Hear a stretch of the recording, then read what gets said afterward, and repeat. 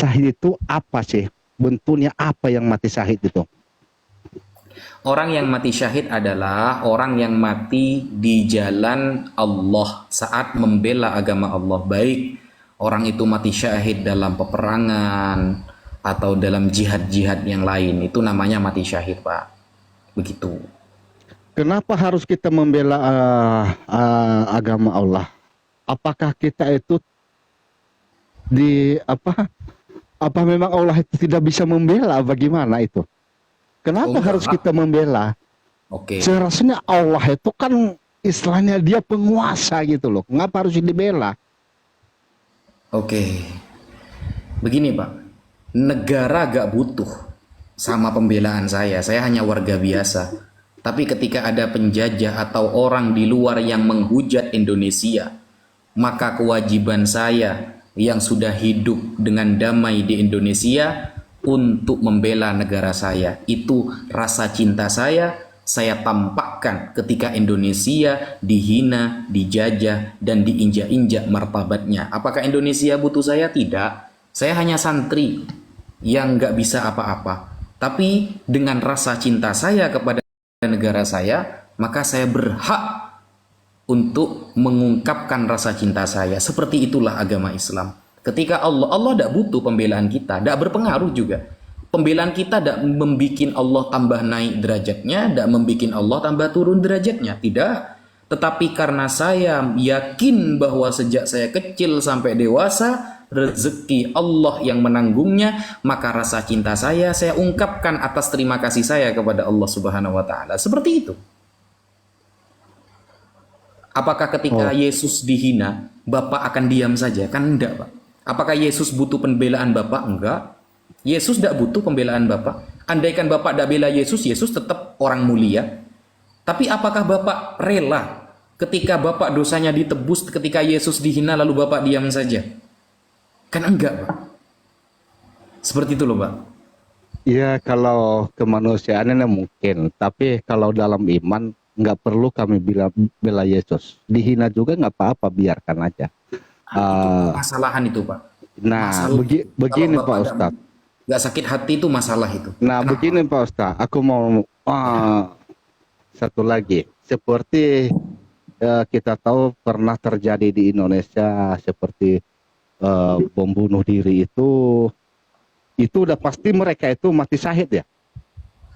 Bom bunuh diri itu tidak pernah diajarkan orang Islam, bukan mati syahid, mati sangit itu, Pak. Oh gitu ya. Tidak pernah diajari. Saya hampir 10 tahun mondok, tidak pernah diajari bom-bom itu. Oh. Berarti beda-beda. Itu kalau orang melakukan seperti itu apa tujuannya Pak Ustadz? Itu oknum itu ya. Oknum lah, jelas. Meskipun ada seumpama ada pendeta yang memperkosa anak kecil, ya oknum. Saya tidak akan mengatakan itu ajaran Yesus, tidak. Iya Pak Ustadz.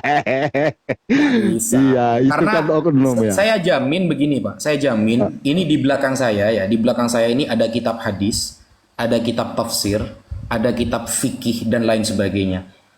Cari kalau ada yang menjelaskan dalam Islam itu bom bunuh diri itu adalah mati syahid tanpa alasan begitu, itu saya jempol, saya akan berguru kepada dia.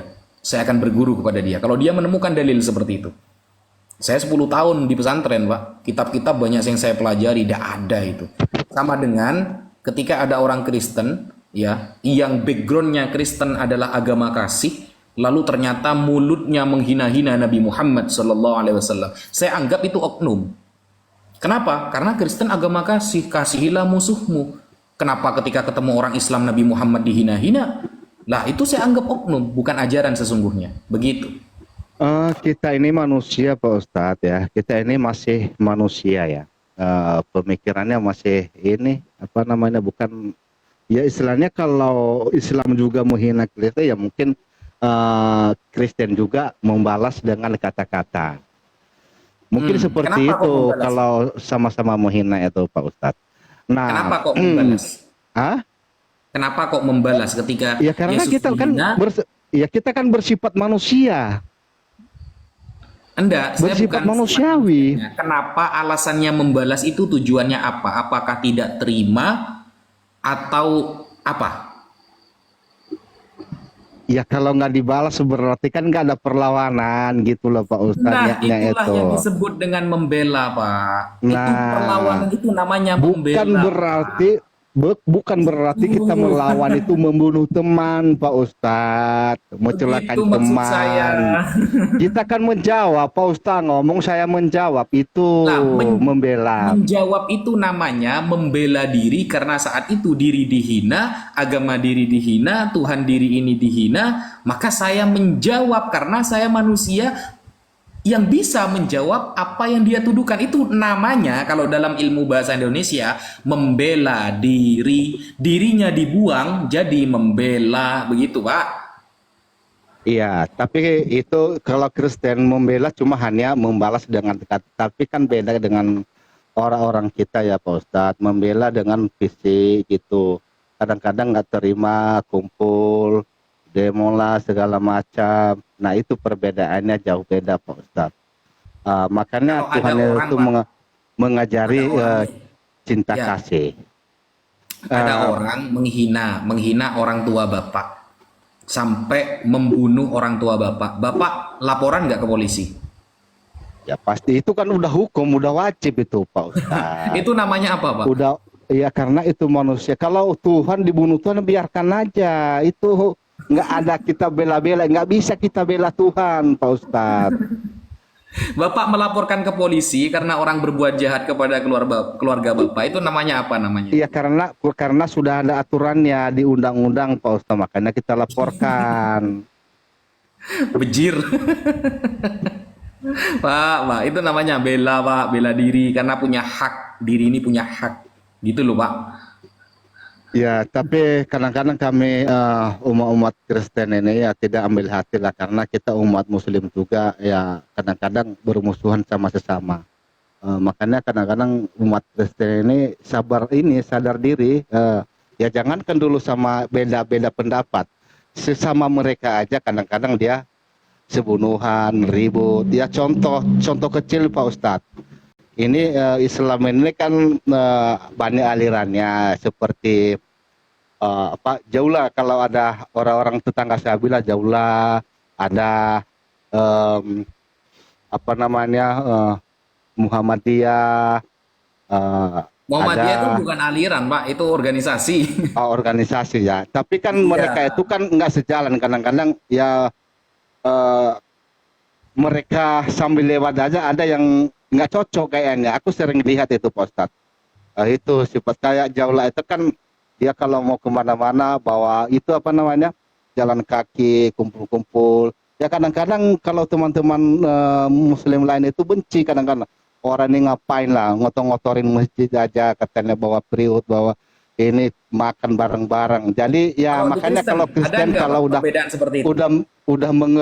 udah mengerti seperti itu ya biarkan aja lah karena sesama aja mereka bermusuhan apalagi eh, beda pendapat sama mereka. Contoh di luar negeri itu Pak Pak Pak Gus ya yang acu-acuran kan negara-negara Muslim Pak ya negara-negara ya sesama Ya, Pak. malah Saya eh, tanya, eh, kalau di Kristen ada apa nggak perbedaan yang sampai seperti itu?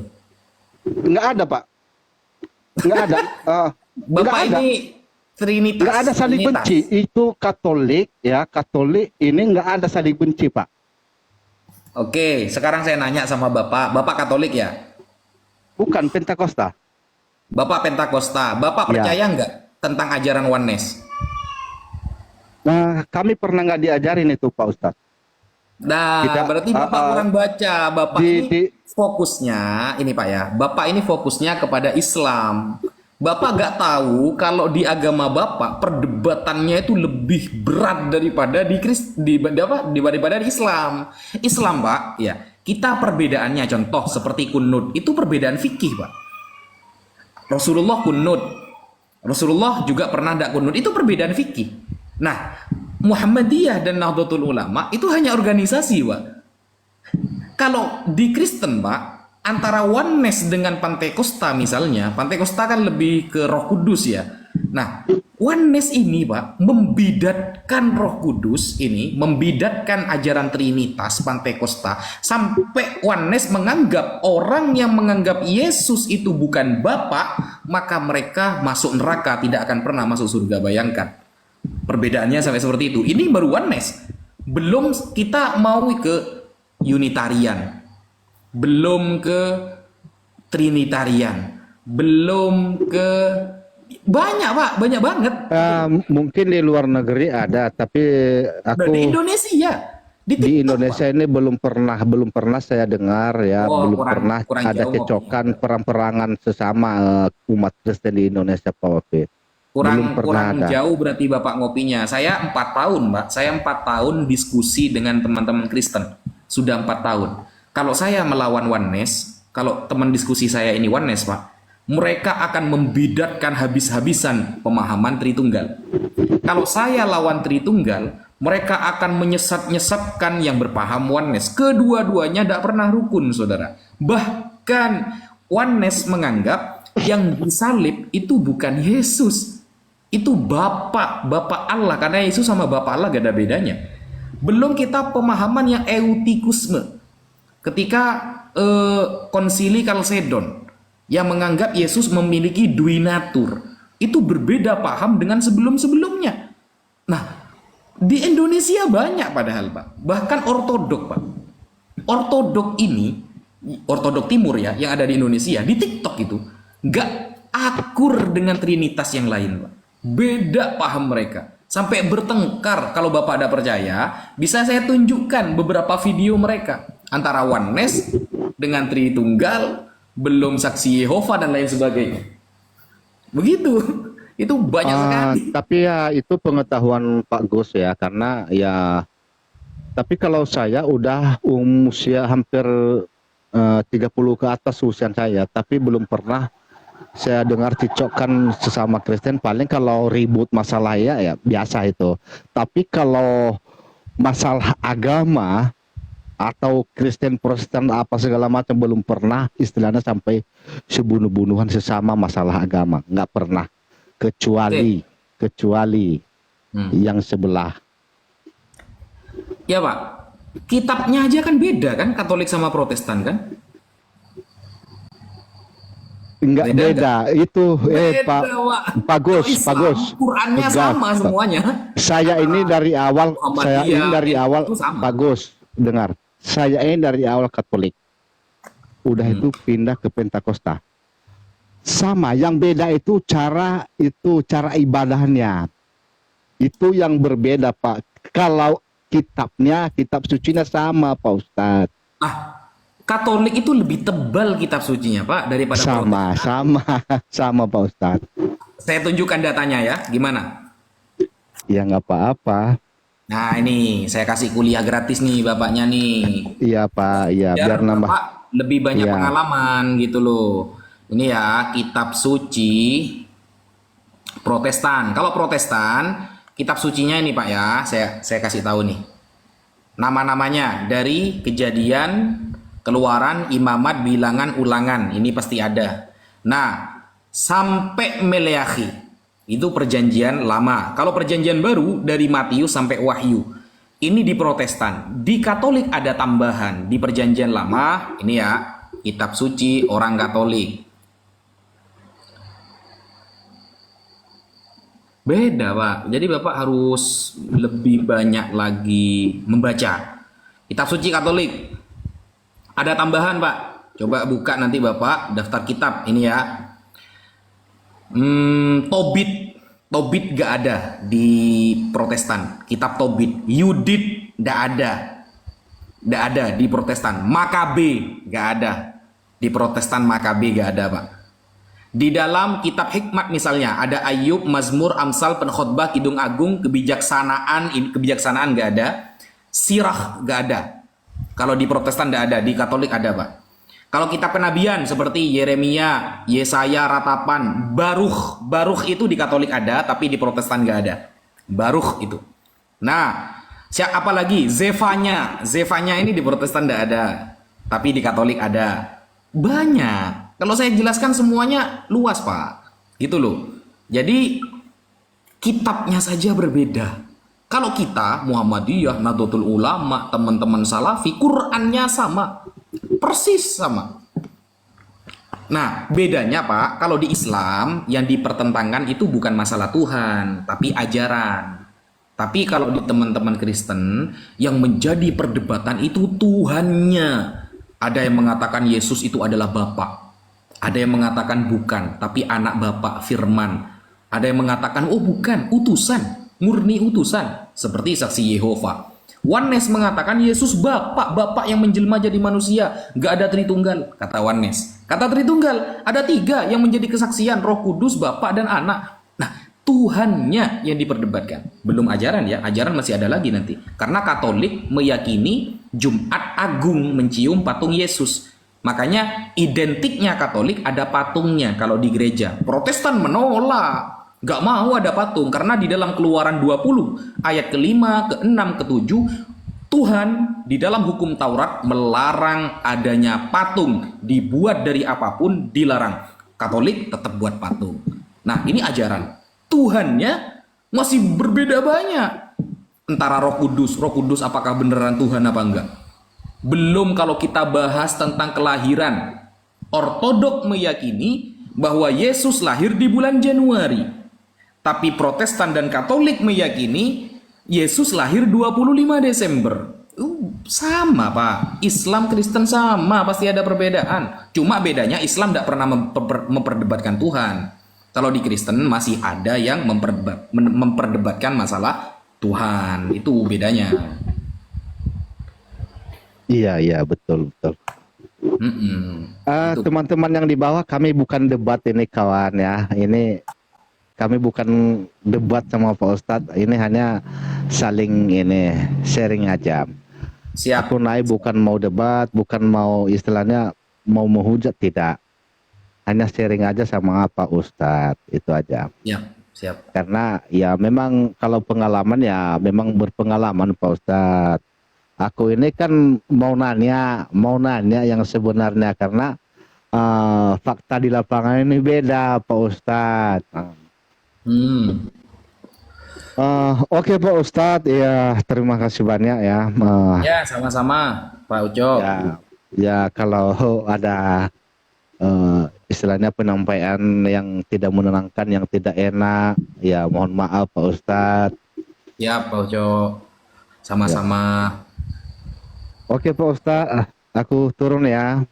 Oke, siap.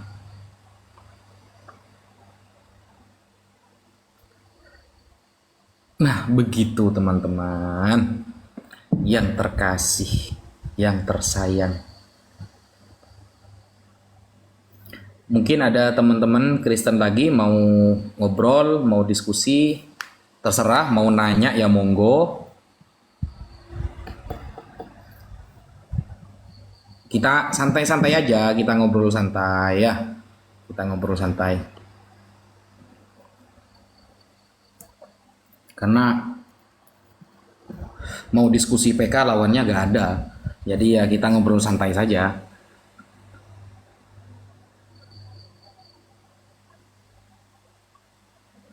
Ada nggak dari teman-teman Kristen yang mau nanya ini?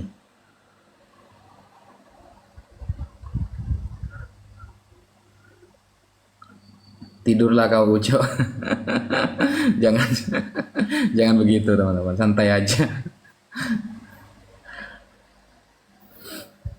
Ini banyak beberapa yang minta permintaan naik, tapi saya lihat kayaknya Muslim semua kayaknya ya.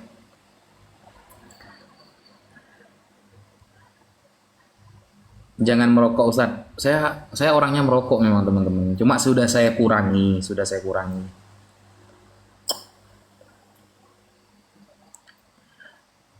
Nggak apa-apa, teman Kristen jangan takut. Saya bukan pembantai kok, bukan. Kita lagi ngobrol santai, kecuali memang diskusi debat. Nah, kalau memang diskusi debat, saya pakai mode pembantai. Tapi kan kita kan ngobrol biasa.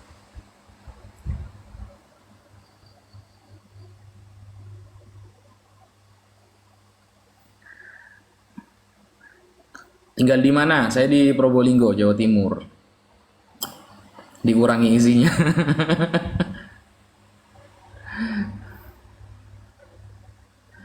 Tergantung mode.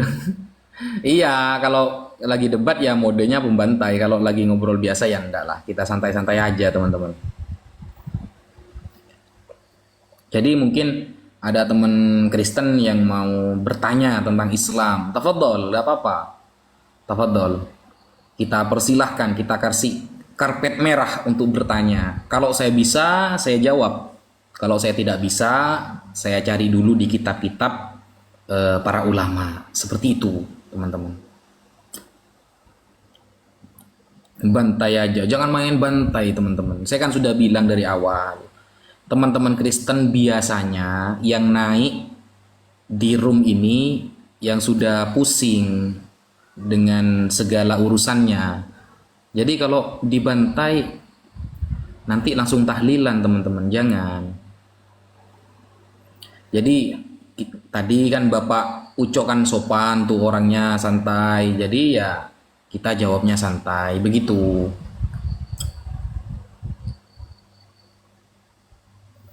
Seru Ustaz. Ya kalian yang seru. Halo, selamat malam Pak Ustaz. Ya, selamat malam. Ini Mas Justin Kristen ya? Kristen Mas. Saya diarahkan ke sini Bang sama inspirasi. Tahu nggak? Inspirasi kehidupan. Oh iya. Saya kan nanya gini Bang, tapi dia katanya nanti ke Ustaz Hanafi atau Ustaz Wafi. Saya kan bertanya Bang, Mm-mm. itu tentang hadisnya Sunan Tirmizi 1070 tentang ayat persusuan. Iya. Kan di situ dikatakan Ustadz bahwa telah turun dalam Quran tentang persusuan orang dewasa sebanyak 10 kali, terus di nasak kelima. Terus itu dibaca, itu berlaku sampai maksudnya itu tetap berlaku walaupun Nabi sudah mati, itu ayat itu tetap berlaku. Nah, saya tanya ke Bang Inspirasi, bisa nggak di mana itu ayatnya sekarang, ayat persusuan? Karena kan kalau kita merujuk ke Al-Qur'an surat Al-Hijr ayat ke-9 bahwa Allah yang menurunkan ayat Al-Qur'an, Allah pula yang memeliharanya. Nah, makanya saya tanya ke Bang Inspirasi, di mana ayatnya itu sekarang? Saya tidak berpolemik ya Bang, saya cuma bertanya. Oke, siap. Thank you Bang. Oke, jadi begini Mas. Di dalam Al-Quran, jenengan jangan hanya baca satu ayat, inna nahnu nazzalna dzikra wa inna lahu lahafidun. Kami yang menurunkan Al-Quran, lalu kami pula yang menjaganya. Maksud Allah menjaga Al-Quran bagaimana? Nah, ini saya kasih tahu ya. Ini langsung saya buka referensinya, biar kita agak salah paham. Ini, nanti akan saya jawab, ada di mana ayat itu. Ini ya. Inna nahnu nazzalna dzikra. Ini ada di dalam surah Al-Hijr ayat 9. Oke, kita buka di dalam penjelasan para ulama. Gini. Ini ya Mas ya. Saya open cam. Tunggu Bang, saya luruskan dulu. Ini bukan adu domba ya. Teman-teman yang di bawah, ya teman-teman yang di bawah bisa cross check atau langsung konfirmasi sendiri ke Bang Inspirasi Kehidupan. Saya bertanya di situ diarahkan ke Ustaz Wafi atau Ustaz Hanafi karena beliau nggak bisa jawab. Oke, siap. Ini kan sampean tadi berdasarkan ayat ini kan di dalam Al-Hijr ayat 9. Inna sesungguhnya kami, nahnu kami, nazzalna telah menurunkan al-dzikra Al-Quran. Wa inna dan sesungguhnya kami, lahu kepada Al-Quran tersebut, lahafidhun yang menjaganya. Kami yang menurunkan Al-Quran dan kami yang menjaganya. Maksudnya menjaga dari apa Mas? Kan begitu. Ini ya, inna nahnu nazzalna dzikra, yakni maksudnya Al-Quran, wa inna lahu lahafidhun, maksudnya yang dijaga adalah nahfadzul Quran. Kata Allah, kami menjaga Al-Quran minasyayatin, dari setan-setan, ayyazidu fihi, agar setan tidak bisa menambahkan apapun dalam Al-Qur'an, au yanqusu minhu, atau mengurangi yang ada dalam Al-Qur'an, au yubaddilu, atau setan itu mengganti hukum-hukum atau maksud dari Al-Qur'an ini. Jadi yang Allah jaga ini dalam kitab Al-Baghawi, namanya Ma'alimut Tanzil. Al-Baghawi ini pengarangnya, ini adalah kitab tafsir. Kenapa kita menggunakan tafsir? Karena untuk mempelajari Al-Quran, kita harus tahu asbabun nuzul, sebab turunnya ayat, dan lain sebagainya.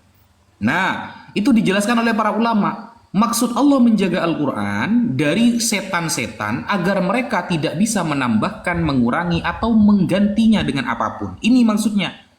Tidak bisa ini dikaitkan, yang pertama, dengan ayat persusuan. Kalau ayat persusuan, itu larinya ke bab nasikh mansukh, Mas, namanya.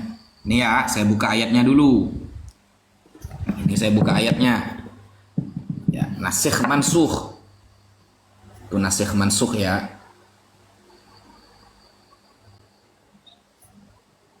Itu di dalam surah Al-Baqarah ayat 106. Ya, ini surah Al-Baqarah ayat 106. Tidak ada kaitannya sama yang tadi, karena ini bukan tentang setan merubah, bukan, setan mengurangi, bukan, tapi ini tentang nasikh mansukh. Apa nasikh mansukh? Nanti saya terangkan. Al-Imam Ibnu Katsir di sini surah Al-Baqarah ayat 106 ya. Manansakh min ayatin, kami tidak menghapus sebuah ayat, au nunsiha, atau melupakan sebuah ayat, na'ti bi khairim minha au mithliha, sehingga kami nanti akan menggantinya dengan yang lebih baik atau sepadannya. Nah, nasikh mansukh ini adalah ada beberapa ayat, Mas, yang sudah gak digunakan, sudah tidak dipakai, lalu diganti oleh Allah dengan yang lebih baik atau semisalnya. Nah, kita buka kitabnya. Ini ya. Al-Itqan fi Ulumil Quran. Kita akan sampai nanti ini pada bab tentang persusuan, Mas. Persusuan. Jadi biar kita benar-benar tahu, halaman 40.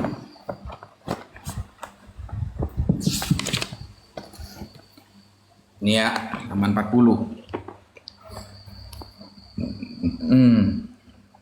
Ini kalau mau belajar Quran, sampean harus punya kitab ini. Namanya kitab Al-Itqan fi Ulumil Quran, tentang ilmu Al-Quran yang ditulis oleh Al-Imam As-Suyuti. Ini ya. Fi nasikhihi wa mansukhihi, tentang bab nasakh. Nasakh adalah ayat yang Allah datangkan, mansukh adalah ayat yang tidak Allah pakai lagi. Begitu. Nah, dalilnya sudah ada. Tadi sudah saya bacakan surah Al-Baqarah ayat ke-106. Dan begini. Nah, an-naskhu mimma khassallahu bihi hadhil ummah lihikamin. Jadi nasikh mansukh ini adalah salah satu keistimewaan umat Nabi Muhammad yang tidak Allah berikan kepada umat yang lain. Nasikh mansukh hanya diberikan kepada Al-Quran. Kenapa? Karena Al-Quran ini akan dipakai, terus akan dipakai. An-naskhu ini ada beberapa macam. Nasakh ini ada beberapa macam. An-naskhu aqsam. Nah, ada contohnya naskhul ma'mur bihi qabla imtithalihi wa huwa nasakh alal haqiqah. Ada menasakh perkara yang diperintah sebelum dijalankan, yaitu adalah nasakh yang beneran, seperti ka ayatin najwa misalnya. Atau nanti seperti persusuan. Ini saya buka ya, tentang persusuan ya. Tentang persusuan misalnya.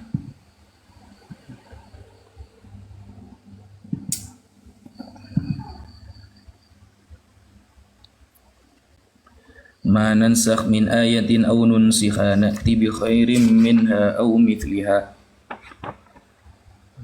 Tar.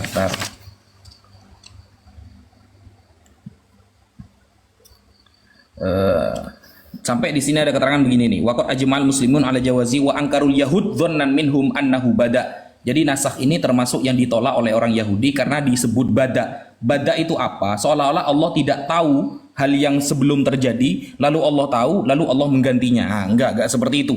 Enggak seperti itu. Nah, jadi nasakh ini karena memang ada beberapa perkara yang Allah melihat maslahatnya jauh lebih baik ketika itu. Nah, sehingga ada yang namanya manusikho mimma kana syar'an liman qoblana. Ada perkara yang dinasakh secara syariat dari atau kepada syariat sebelumnya, ke ayati syar'il kisos wad diyat, seperti ayat tentang pensyariatan kisos dan diyat. Au kana umira bihi amron jumliyan, ya. Ayat secara jumlah karena tawajjuh ila Baitil Maqdis, seperti dulu Rasulullah berkiblat kepada arah timur kemudian menggantinya dengan Ka'bah. Itu di juz Al-Baqarah juga ada keterangannya. Atau wasaumi Asyura bi Ramadan, dulu umat Islam itu diwajibkan berpuasa Asyura kemudian diganti menjadi Ramadan. Wa innama yusamma hadza naskhon tajawuzan. Ini namanya naskh yang tajawuz. Saya bukakan di sini masalah persusuan, ayat persusuan.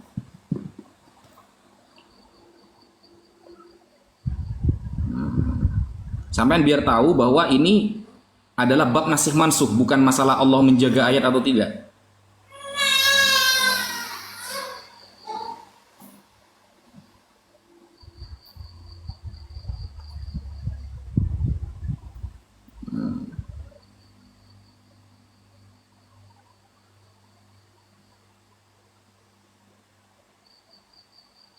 Asyri rodo'at.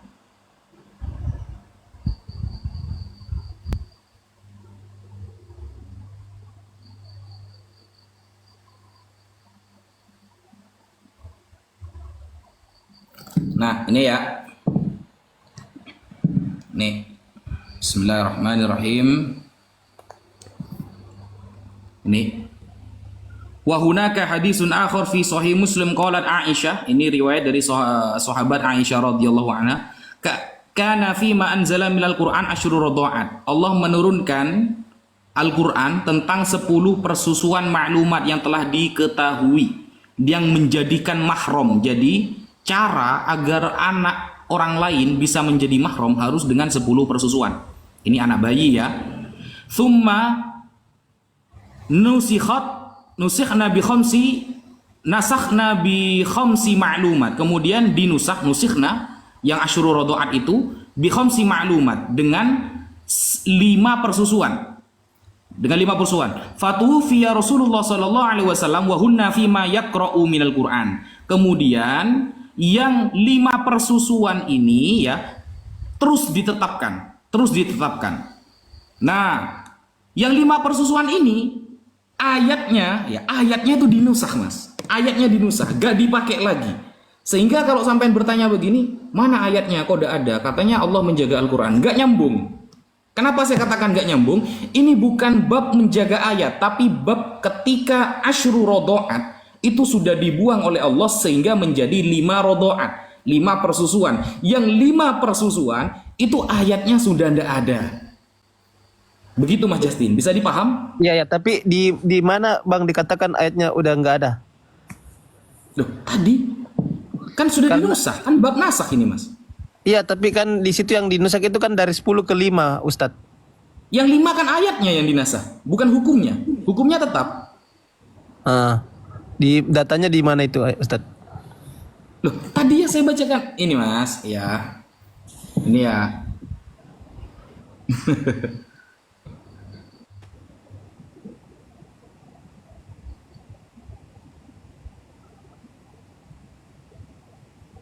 Karena kalau kita mengacu ke hadis yang ini, Ustadz, di situ dikatakan jumlahnya tidak berubah.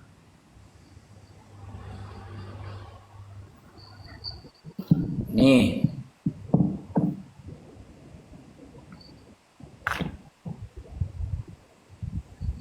Bentar ya.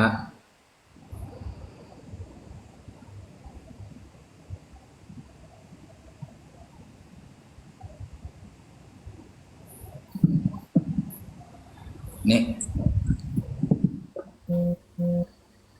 Nih Mas. Jadi pertama, an-radha alladhi tuthbitu bihil hurmah khamsu radha'at.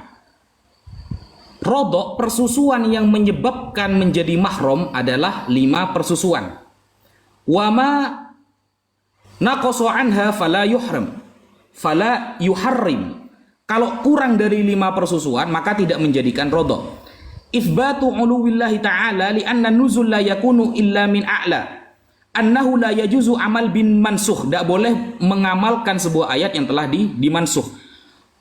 Khifa'an nasakh ala ba'di sahaba wa hadza la yu'athir fi hifdzil Qur'an. Dan penasahan atas sebagian para sahabat ini tidak berfaedah, tidak berpengaruh kepada penjagaan Al-Qur'an.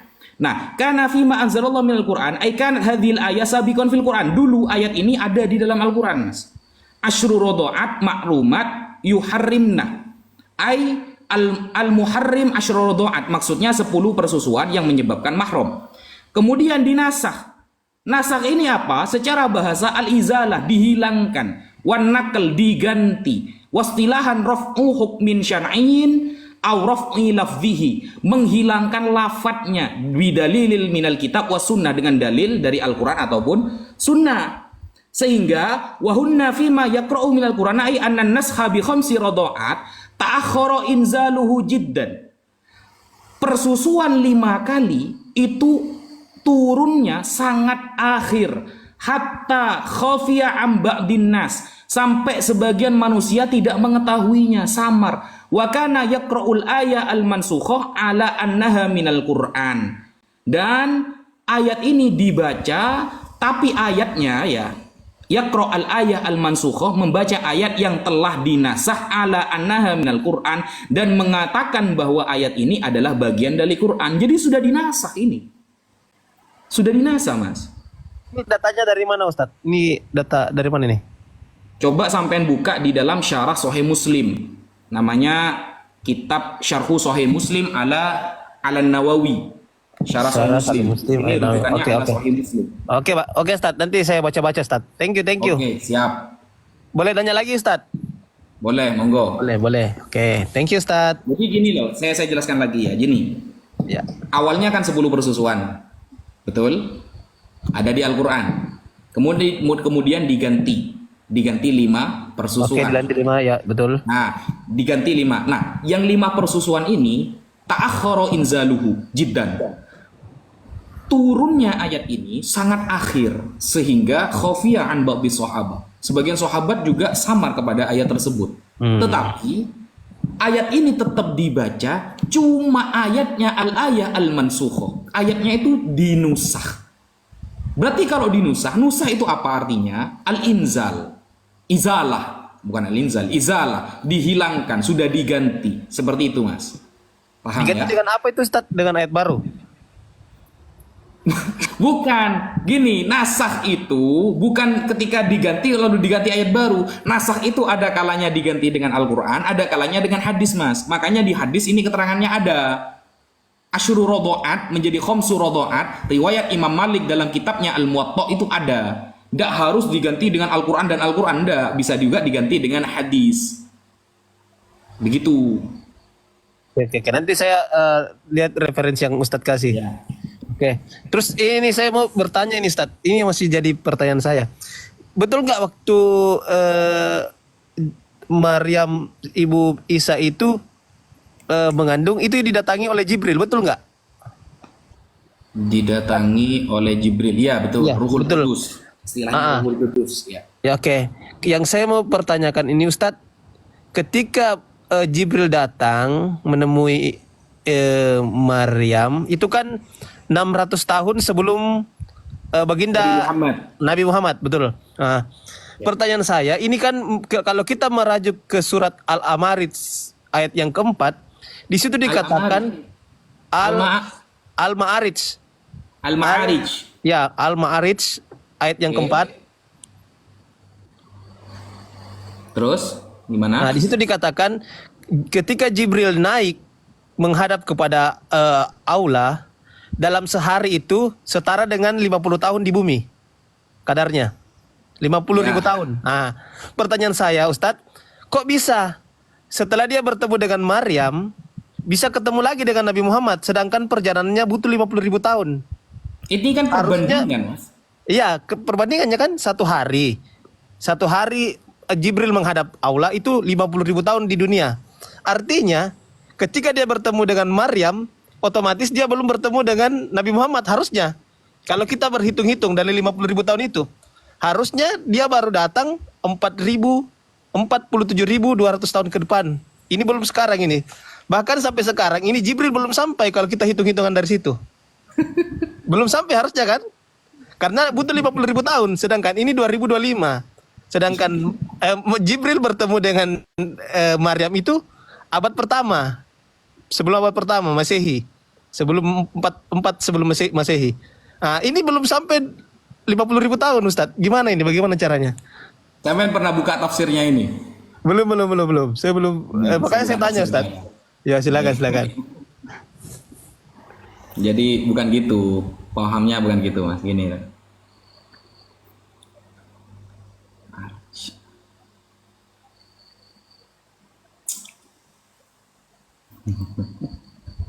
Iya, justru karena perbandingan, Bang. Saya jawab yang di bawah ya, teman-teman ya.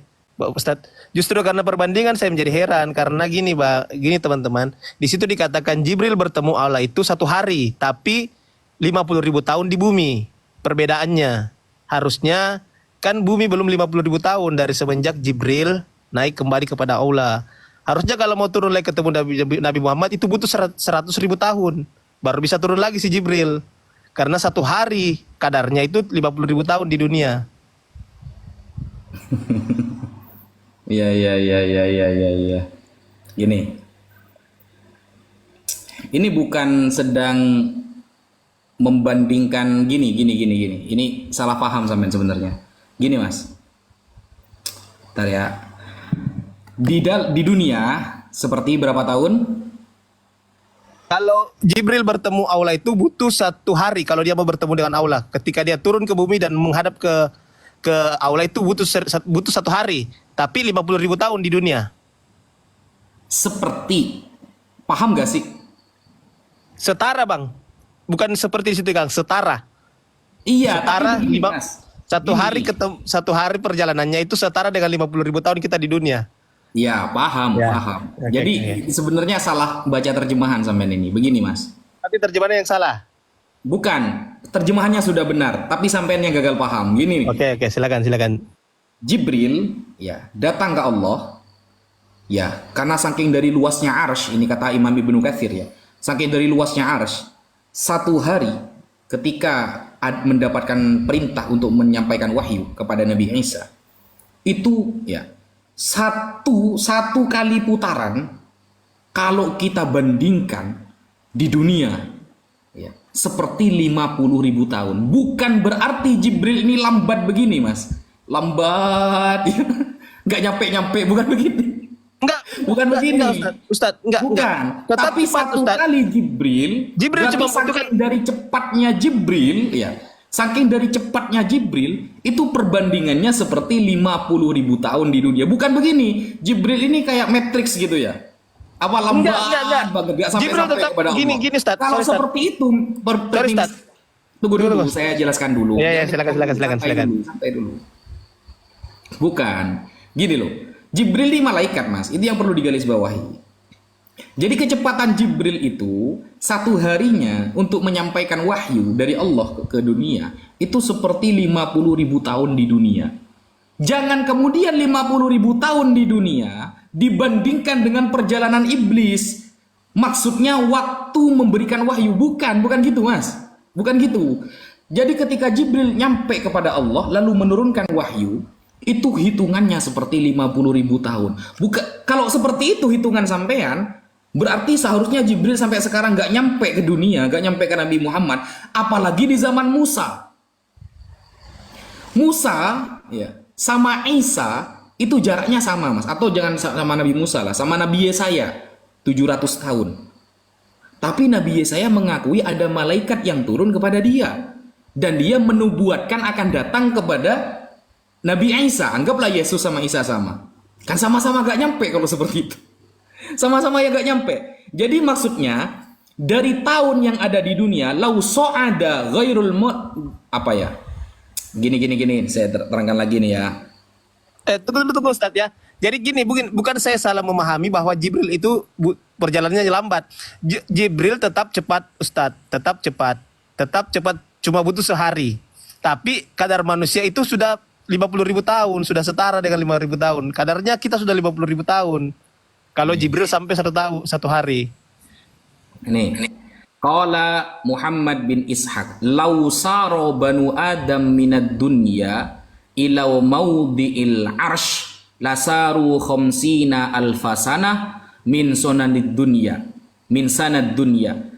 Ini maksudnya perbandingan, andaikan manusia yang berjalan dari dunia ke arsy, maka mereka akan sampai ke arsy sampai 50.000 tahun, saudara, dari dunia. Berhubung yang diperintah Jibril ya cepet mas, gitu loh. Paham gak sih? Jadi maksudnya 50.000 tahun bandingan dunia itu, lausaro, andaikan yang berjalan adalah Banu Adam, kalau manusia, minat dunia, ila maudhi'il arsy, sampai ke ars, maka mereka perjalanannya seperti 50.000 tahun. Berhubung yang disuruh Jibril ya cepat, saudara. Ini bukan tukang antar Shopee yang salah alamat ini. Paham nggak? Dor, Mas Justin.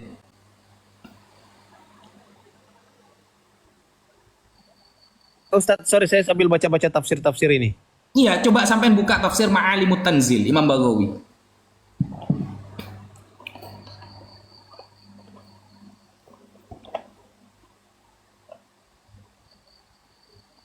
Kalau sampai manusia nih yang jalan nih dari dunia ke arsy 50.000 tahun, berhubung Jibril. Ini bukan tukang antar JNT sama Shopee, bukan.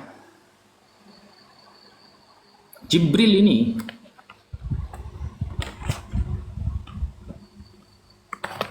Di tafsir-tafsir yang saya baca ini tafsir apa ini banyak ini, ada berapa tafsir? Sampai kalau mau nyari tafsir yang riwayatnya banyak yang sahih. Ya, tafsir itu tidak menerangkan semua riwayat sahih dan dhaif, enggak mas. Jadi tafsir itu mengutip semua riwayat, ada yang sahih, ada yang dhaif, ada yang maudhu. Kalau cari yang mayoritas yang sahih, tafsir Ma'alimut Tanzil, Imam Baghawi. Oke Ustadz, saya baca-baca tafsirnya dulu. Ya thank you ya Ustadz atas jawabannya. Oke, nanti saya istirahat dulu. Makasih Ustadz ya. Selamat malam. Thank you. Selamat malam.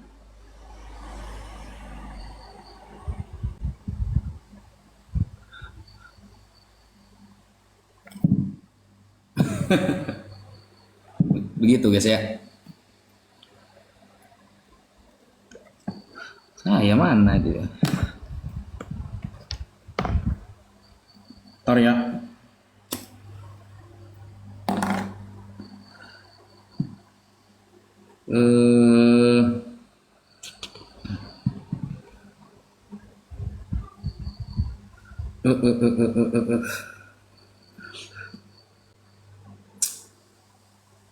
Kok kabur? Bukan kabur. Bukan kabur. Mungkin masih baca-baca tafsirnya dia itu. Ini.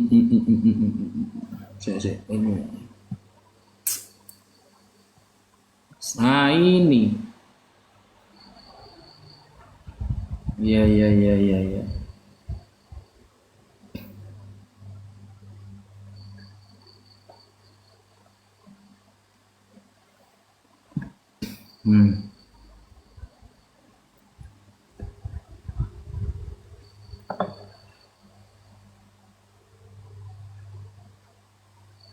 Gini ya, masalah yang asyru rodoat, yang persusuan guys, yang persusuan itu ini ya.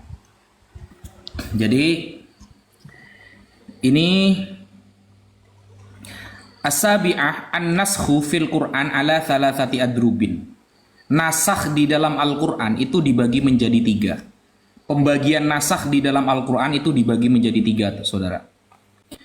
Ahaduha, yang pertama, ma nasakha tilawatahu atau tilawatuhu manusikha tilawatuhu wa hukmuhu ma'an. Ada ayat yang dinusakh tilawahnya, bacaannya dinasakh dan hukumnya secara bersamaan. Qalat Aisyah, Sayyidah Aisyah berkata, kana fima unzila, yaitu mengenai ayat yang diturunkan oleh Allah, asyru rodoat, 10 persusuan. 10 persusuan. Maklumat yang telah diketahui. Fanasakhna bi khamsi maklumat. Ya, kemudian dinasah dengan 5 persusuan. Ya. Fatuwfiya Rasulullah. Awalnya 10 persusuan untuk menjadikan mahram, kemudian diganti 5 persusuan. Fatuwfiya Rasulullah wa hunna mimma yaqra'u minal Qur'an. Lalu Rasulullah wafat dan hunna yang 5 persusuan ini tetap dibaca sebagai Al-Qur'an. Tetap dibaca sebagai Al-Qur'an. Rawahu Asy-Syaikhani, diriwayatkan oleh Imam Bukhari Muslim. Wa qad takallamu fi qauliha. Ya, para ulama membicarakan atau membahas tentang ucapan Sayyidah Aisyah, yaitu wahunna mimma yaqra'u, bahwa 5 persusuan ini tetap dibaca sebagai Al-Qur'an. Fa inna dhahirahu, karena secara zahirnya hadis, baqa'ut tilawah, tilawahnya tetap terjadi, tetap ada ayatnya. 5 persusuan ini tetap ada ayatnya. Walaisa kadzalik, dan itu enggak benar.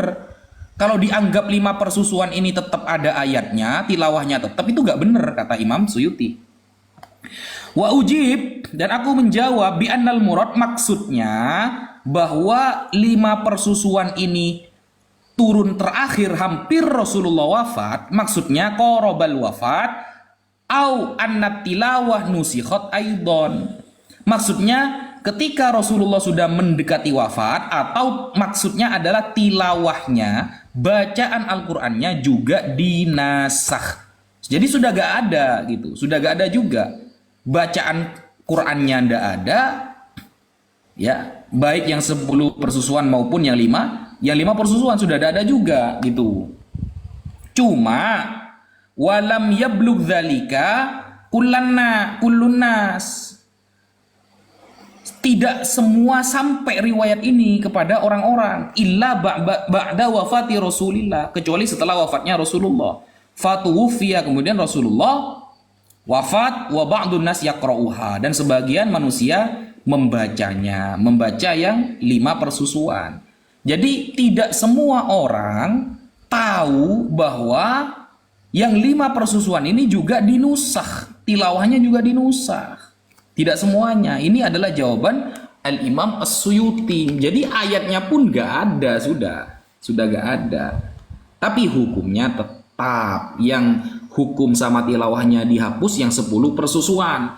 Tapi kalau yang 5 persusuan tilawahnya nggak ada, tapi hukumnya tetap. Begitu, saudara.